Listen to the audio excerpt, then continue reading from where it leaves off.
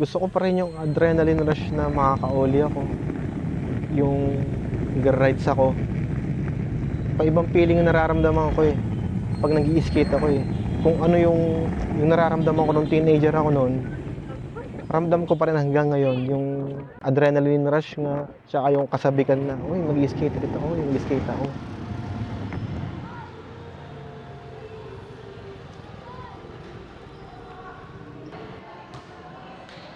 Hindi naman ginawa ang pamanahol para sa amin eh. Naikilaro lang kami doon. Madami, mga dancer. Ang dami kasing event na nangyayari doon eh. May nagsusumba pa. Yung ballroom. May nagba-basketball court. May mga nagtennis, may nagka-taekwondo. Ang dami. Kasi ang dami namin kaagaw doon. Siyempre, kami naman, may nangyayari doon. Siyempre, tatabi kami. Hindi kami maglalaro kasi baka nga mamaya, makadisgrasya kami. Kaya ang hirap paglaro sa pamana. Kailangan na talaga namin ng safe spot, safe place para makapaglaro ng skateboard.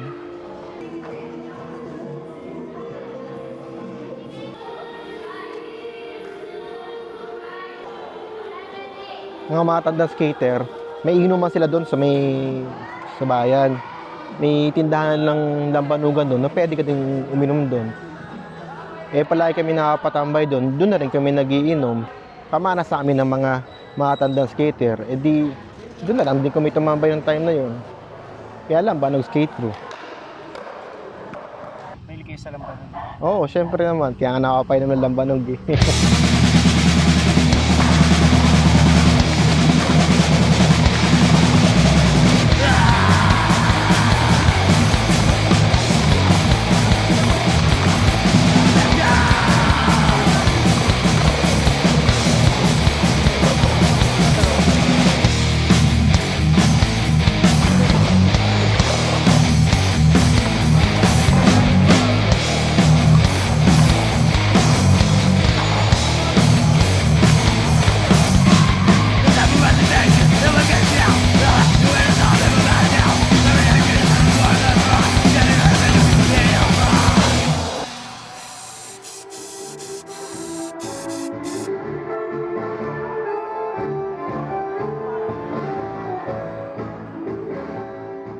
Nung bago pa lang ako naglalaro noon sa may Doña Leonila Park. Pagkatapos nung mga 2005, 6, 7, nagkaroon kami ng skate park dito sa may Farmers. Napalaro din kami doon. Ano nangyari dun sa skate park dati? Hindi ma-maintain eh. Mahal kasi ng upa. Tsaka syempre, kukunti yung naglalaro, eh muupa. Kaya, nilet go na lang ng mga matandang mga skater. May-ari. Tsaka ito, sa may Dixon High, sa may Annex pa, naglalaro kami dyan. Noong mga 2007, sa may dating Shaky, sa may likod ng Jollibee Plaza, naglalaro din kami doon. Kahit saan, sa may STI, naglalaro kami palagi doon. Siyempre, skater nga, kung saan kayo abutin, may makita kayong spot. Pag hindi kayo pinapaalis, di maglalaro lang kayo doon. Ganong style namin naman noon. Kahit hanggang ngayon pa rin naman eh, gayon pa rin naman nangyayari ngayon eh. 2009, bagong gawa yung pamanahon noon. Sa one stop kami talaga naglalaro ng time na yon. Kaso nga lang, syempre umuulan, covered tung sa may pamana. Kaya doon na lang kami naglalaro. Pero pagka yung okay naman sa may event sa pamana hall, lilipat kami sa one stop o kaya sa Shakey's o kung saan man. Pwede maglaro kung papayagan kami. Basta kung saan palaboy, ganun pa rin naman eh. Hanggang ngayon pa rin naman, palaboy pa rin naman kami eh. Actually, ang Pamana is a multi-purpose hall, no?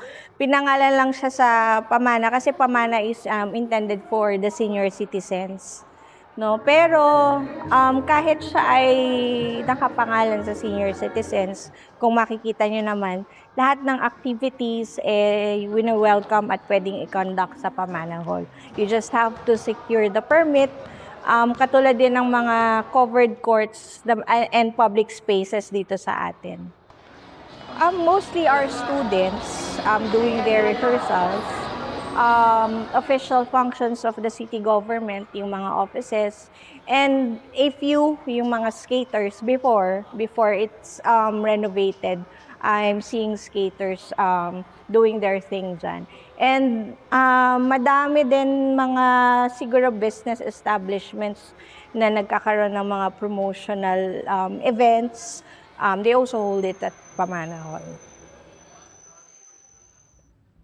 Palagi namang kaming pinagbabawalan sa pamanhol eh.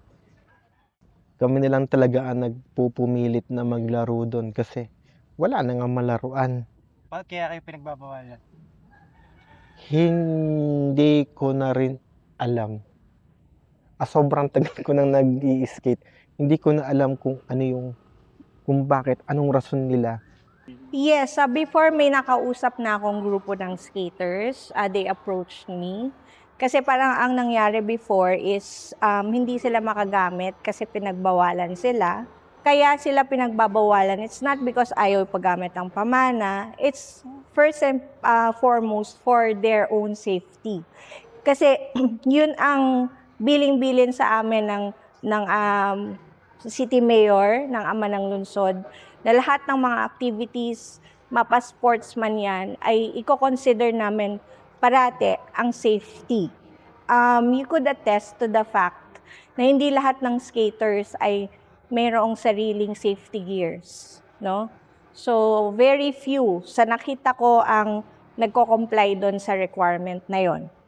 So, siguro, these skaters are privileged pa din in the city of San Pablo kasi hindi ganun ka-strict ang local government pagdating sa conduct of skateboarding. Unlike some provinces, some cities like Cebu, Naga, merong mga ordinances talagang pinagbabawalan sila na mag-skateboard, lalong-lalo na sa mga public spaces.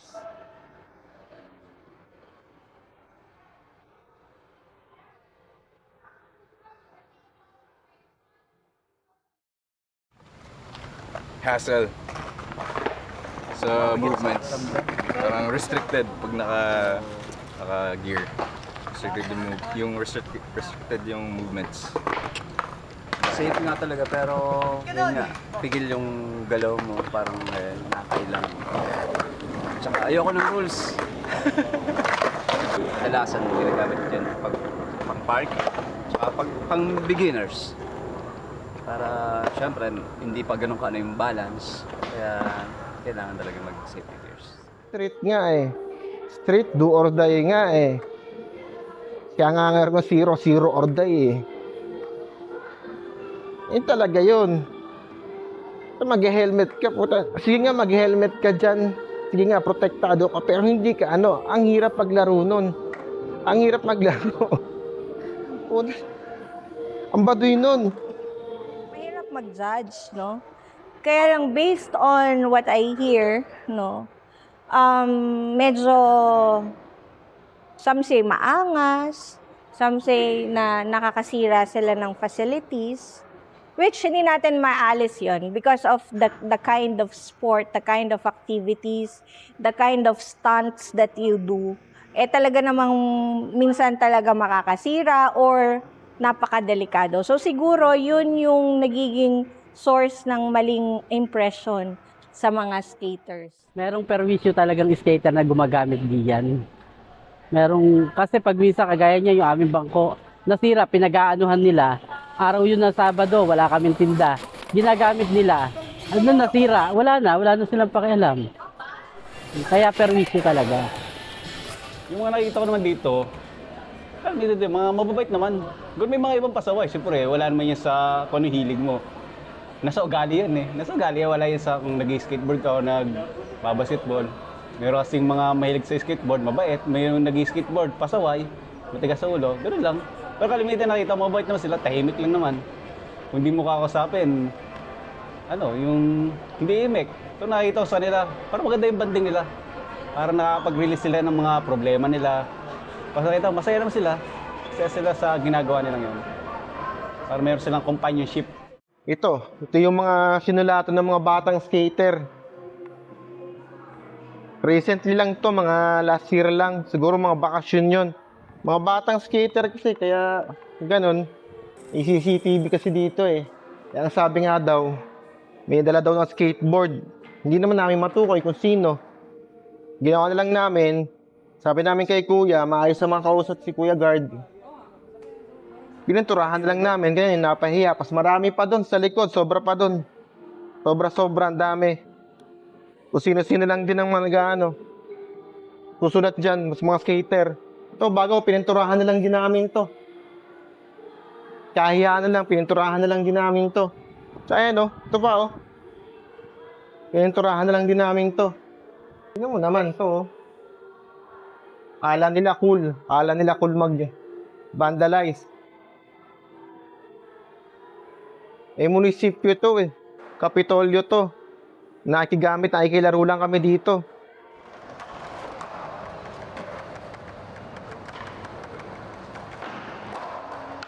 Wala kaming ilaw. Ang hirap mag-skate nang walang ilaw. Masyadong risky. Risky na nga yung ginagawa namin. Mas lalo pa naging risky kasi walang ilaw. Kaya ang ginagawa, hindi makapaglaro o kaya kung saan-saan na naman kami nag-i-skate. Palaboy na naman.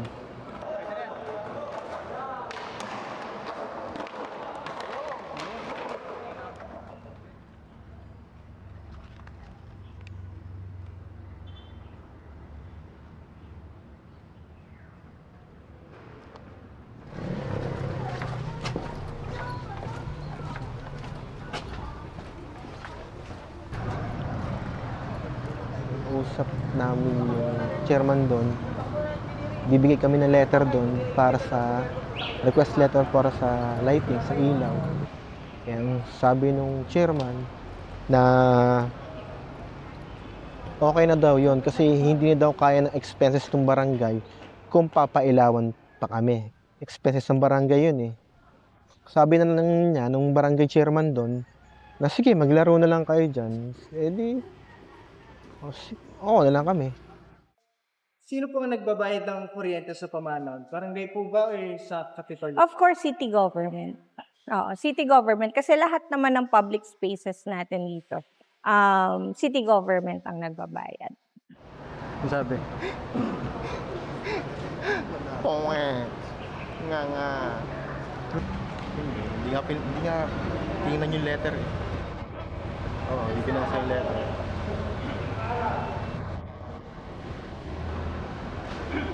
Denied kagad eh. Mapit na naman talaga yun. Yung barangay nagrereklamo sa akin kasi ba't ko daw binibigyan ng permit. Sabi ko hindi naman ako nagbibigay ng permit. Hindi din ako nagre-regulate. Kasi nga, dito sa San Pablo, ngayon pa lang namin binubuo ang sports code. So, paano may implement yung mga iba't ibang activities, yun, ngayon pa lang namin siya inaayos. So, siguro, tulungan nyo din ako, tulungan nyo din kami, na huwag tayong mapagaya sa ibang bayan na totally ay ipinagbawal ang skating.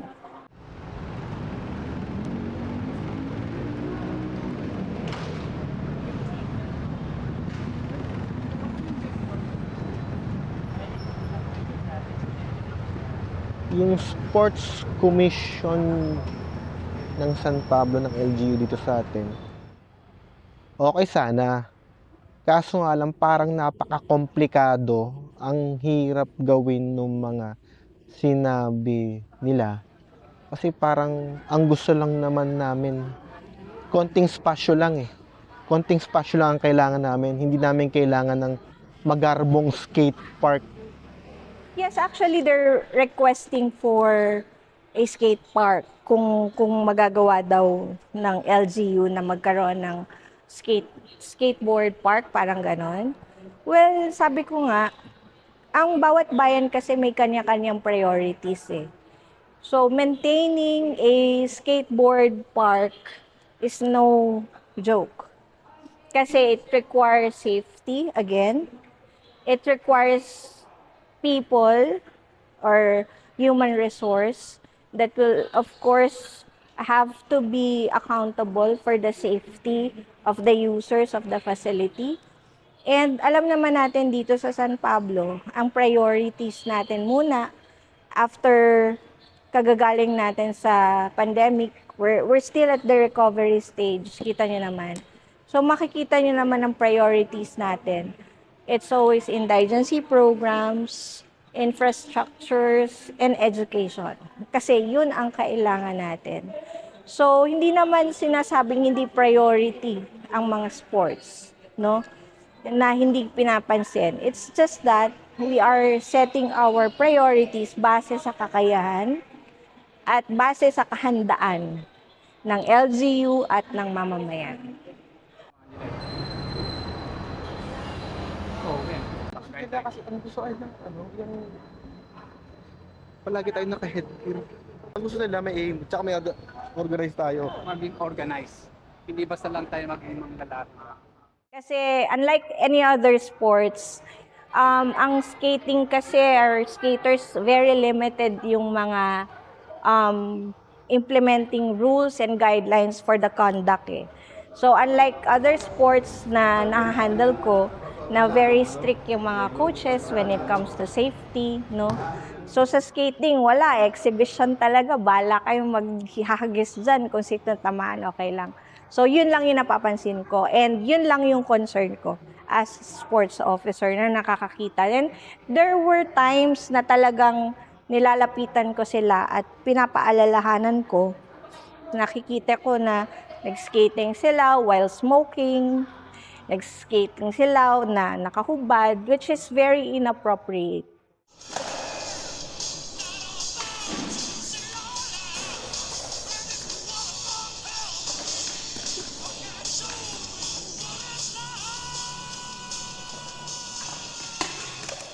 Sa inyo pong perspective, ang skateboarding po ba isang sport?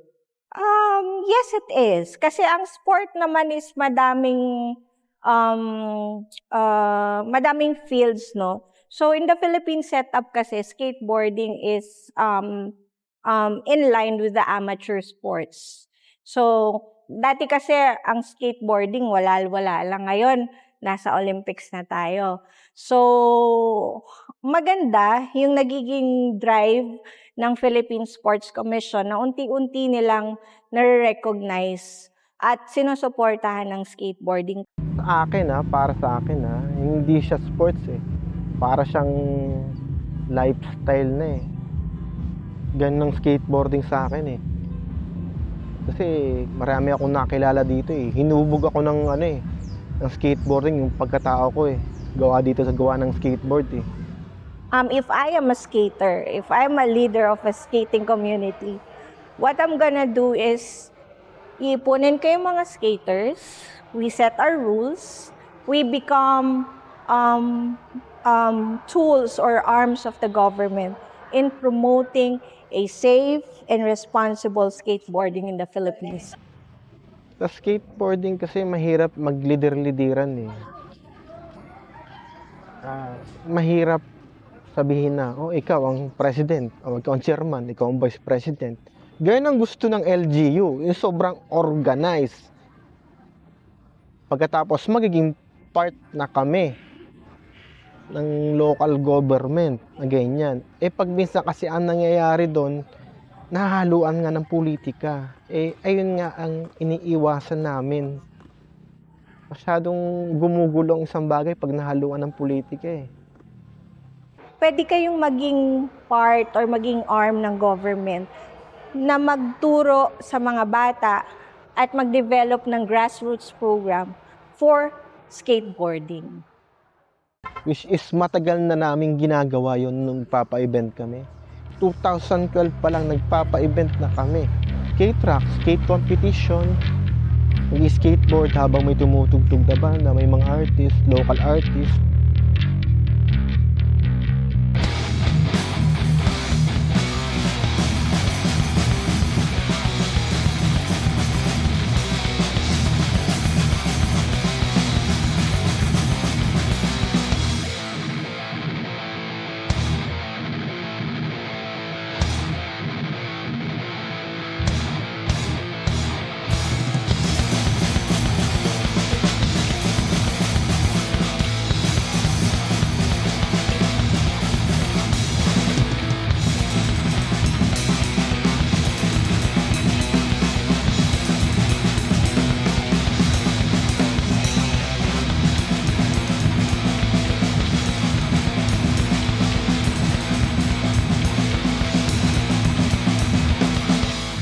magkakaroon na ng space, siguro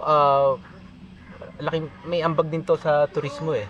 Kasi hindi lang naman taga San Pablo yung naglalaro dito. Noon nga, nung nagpapa-competition kami, iba't ibang lugar yung dumadayo. May taga Cebu pa na dumadating, katulad ni Marjeline, may taga Bulacan, may Metro Manila, karatig na syudad dito sa Laguna. Kaya malaking bagay yon, malaking tulong sa turismo yon. Pangalawa, yung mga small businesses na malapit dun sa masasabi na lugar, spot, magkakaroon din ng income kasi may mga tao eh. Ngayon, wala na nag-skate mula nung ginawa yung pamana, wala na. Nag-skate po ba yung apo nyo? Hindi na, binenta na yung skateboard nung apo ko eh. Ba't po nabenta? Ay, hindi na makapaglaro diyan, pinagbawal na eh. Sa kalsada na. Sa kalsada na. Pinagbawalan na namin gawa ng baka mamaya makadali ng madaling tricycle. Mahirap sa kalsada. Okay lang kung dito, pero pag sa kalsada mahirap. Kaya sabi ko, ibenta na lang. Baka mamaya kung ano pa mangyari. So, ngayon po ba, bawal na sila mag-skate sa pamana dahil nirenovate? Sa ngayon, bawal muna. Kasi unang-una, sabi ko nga sa'yo, nagbubuo pa lang kami ng guidelines. Hindi dahil sa ayaw ipagamit ang pamana. Again, binibigyan ko ng emphasis doon. Hindi sa ayaw ipagamit, hindi sa hindi namin sinusuportahan ng skaters. So siguro kung may ipakita lang ng skating that community that they are responsible enough in their fields, wala naman siguro magiging problema sa amin.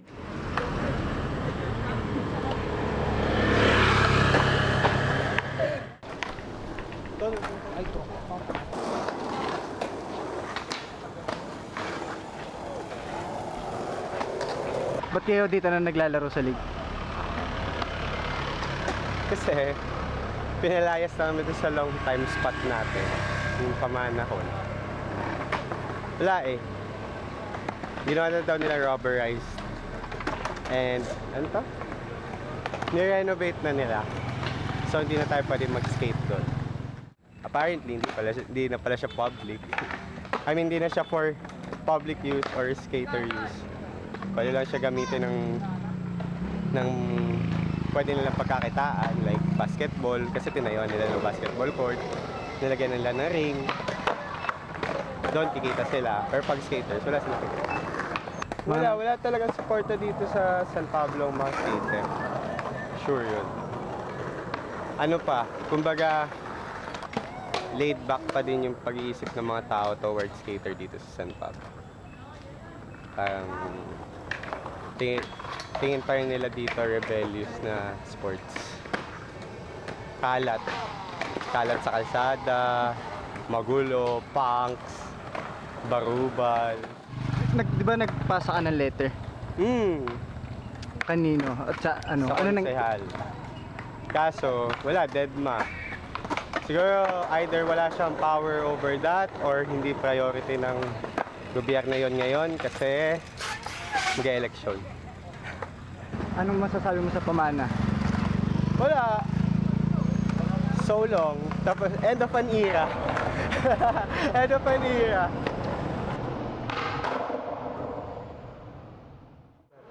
Siguro before we demand a space for our activities, siguro we have to prove muna that we're worthy of the facility that will be given to us. We have to be worthy and we have to be deserving. Alam mo, hindi naman kailangan na pakita na deserving tayo kasi as a citizen, 'di ba, ng isang lugar, rights mo yung mabigyan ka ng katulad ng recreational center kasi dito sa San Pablo wala eh. Ang LGU bukas sa anumang serbisyo na pwede naming ibigay. Kaya lang sabi ko nga, we have to set our priorities, no? So siguro the burden lies, no, to the skaters, no, before sa LGU. Kasi kami services lang eh. Bakit sa atin ipapasa yung burden ng papakita na deserving kung bigyan kasi dapat in the first place, binibigay dapat ng gobyerno yan eh. Dapat sila yung tinatanong kung deserving ba kayo sa pwesto nyo. Ba't kayo nandyan? Hindi tayo. Kasi kung magiging liability lang naman kayo dun sa ibibigay namin, so might as well, we give priorities dun sa iba that will be a good tool sa pag-develop at pag-hone ng more disciplined and healthy citizenry. Sa pamanahol, wala man nangyayaring gulo doon. Tapos, di ba? Kalat, wala. Nililinis natin. Merong mga, sabi natin, may ninigarlyo, may mga nakahubad, pero minor lang yun eh. Kasi, una-una, di naman tayo atleta eh. Hindi naman tayo, di ba? Gusto lang natin maglaro. Gusto natin magsaya.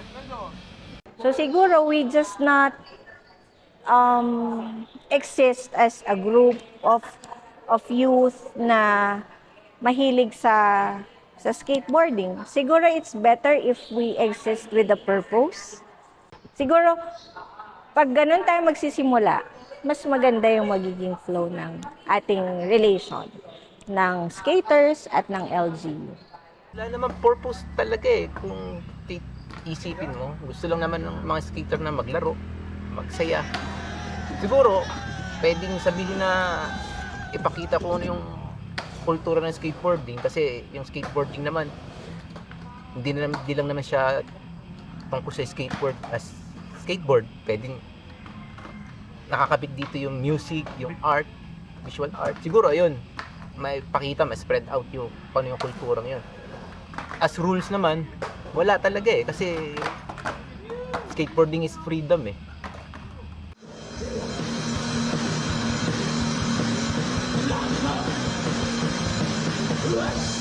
Yung mga request natin, yung mga hilig natin, kailangan may kaakibat na responsibilidad. And every sports, if you consider yourself and you want to be recognized, no, as one of the sports natin, so siguro do your share, no? So encourage your members to practice safety, to practice discipline, and of course respect to the rights of the pedestrians and other members of the community. Ang root cause pa rin nito ay walang lugar. Kung safety pa rin na pag-uusapan, kung bigyan tayo ng lugar, magbigay sa rule na dapat may safety gear. Okay, go. Helmet. So, ang cause pa rin talaga ng pagiging, sabi na, walang discipline. Wala kasi talagang lugar eh. Wala sa lugar yung problema eh. Ang problema is within the skater himself.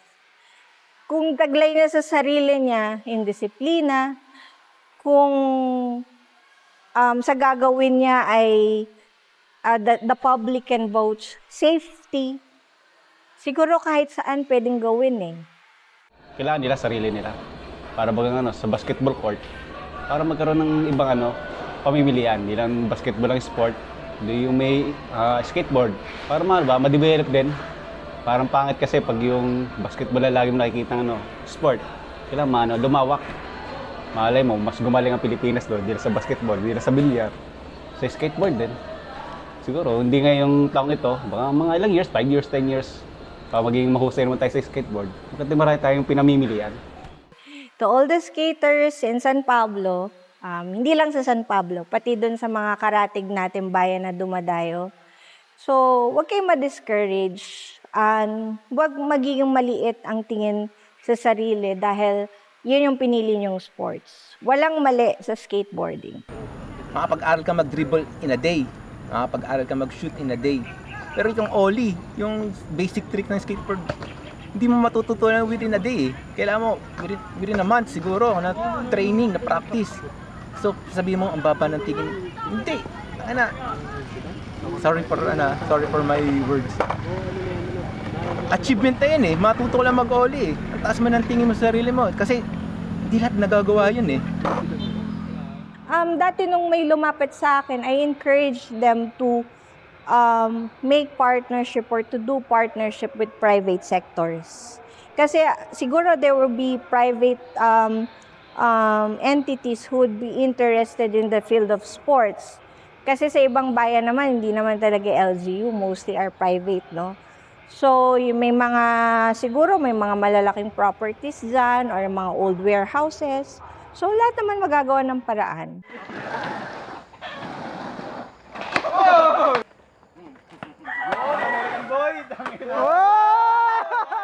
Naisipan namin magawa ng DIY spot dahil sa mga tropa na nag-uulok na magandang spot yung aming may makanting lote sa amin na pwedeng safe na paglaruan.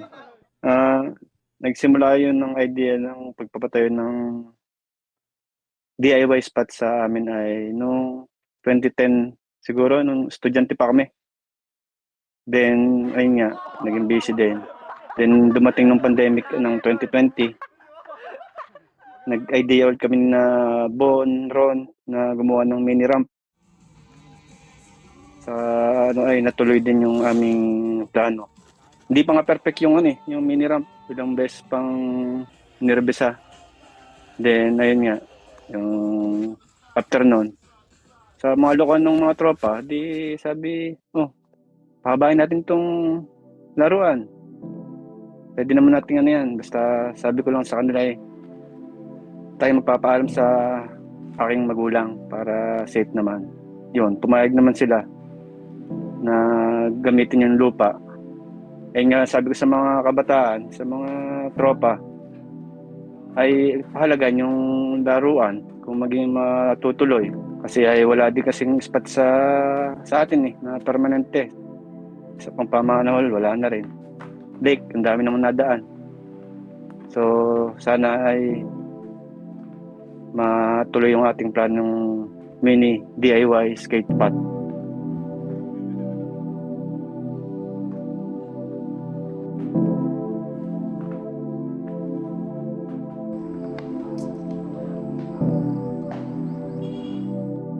Siguro nga, marami pang kailangan gawin tong mga skater na to. Ayusin yung disiplina nila. At oo, maaaring walain sa lugar.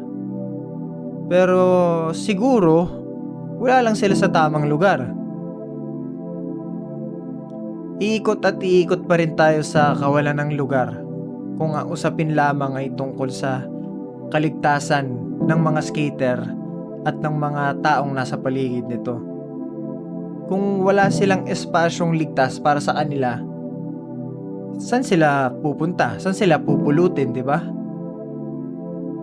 Dito na lang sa lupang ito nakikita ng mga skater ang pag-asa na makalaro ng malaya. Walang magbabawal at payapa. At kung may masasaktan man, habi lang.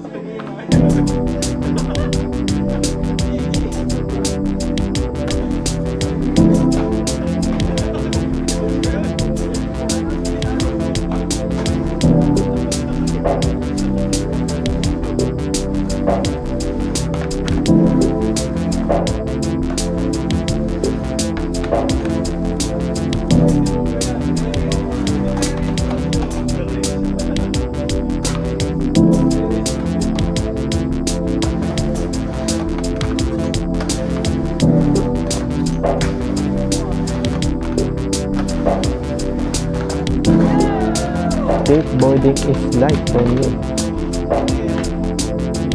Yung pagka i-skate ka, pag nabail ka, nadapa ka, kailangan mo tumayo. Kailangan mo patuloy, di ba? Gaya naman sa buhay, di ba? Pag nadapa ka, kailangan mo tumayo. Kailangan mo dumiretso, di ba?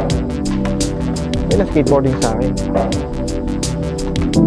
Ang skateboarding para sa akin ay malaking tulong o naiambag sa buhay ko dahil dito ako nakakuha ng tropa, kapatid, kuya, suporta na hindi ko nakuha sa magulang ko.